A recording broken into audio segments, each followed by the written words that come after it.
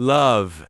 After Douglas became successful, many people in Lusaka suddenly changed the way they treated him. The same people who once laughed at him now called him Boss Douglas. Relatives who ignored him began visiting his big house with fake smiles and expensive gifts. But Douglas never forgot where he came from.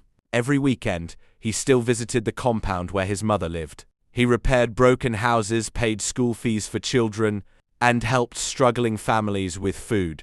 Beauty admired him even more. One evening, as they sat together outside their beautiful home watching the sunset, Beauty smiled and asked, "After everything we went through, do you ever regret loving me?" Douglas held her hand gently.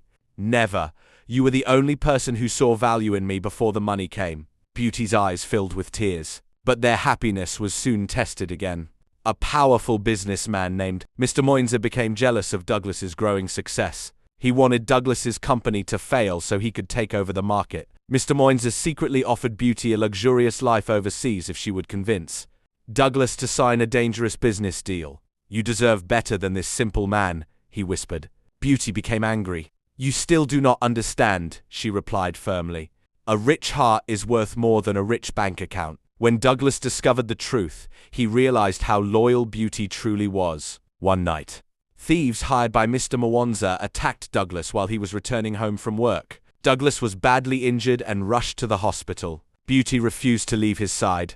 For days she slept beside his hospital bed, praying and caring for him. Douglas opened his eyes weakly and whispered, "Why are you suffering with me like this?" Beauty smiled through tears. "Because love is not only for good days." Those words spread through the hospital and later across Lusaka. People began sharing their story everywhere, on buses, in markets and barbershops. Even Beauty's father, who once hated Douglas, finally changed. He walked slowly into Douglas's hospital room and said, "My son, forgive me. I judge you by your poverty instead of your character." Douglas smiled and shook his hand. Months later, Douglas recovered fully. Together, he and Beauty opened a community center for poor youth in Lusaka, teaching business skills and helping young people believe in themselves. At the opening ceremony, Douglas stood before the crowd and said, "Money can build a house, but only love, loyalty, and kindness can build a home." The crowd erupted with cheers, and from that day forward, their story became one of Lusaka's greatest love stories. A reminder that true love survives gossip, jealousy, pain, and time.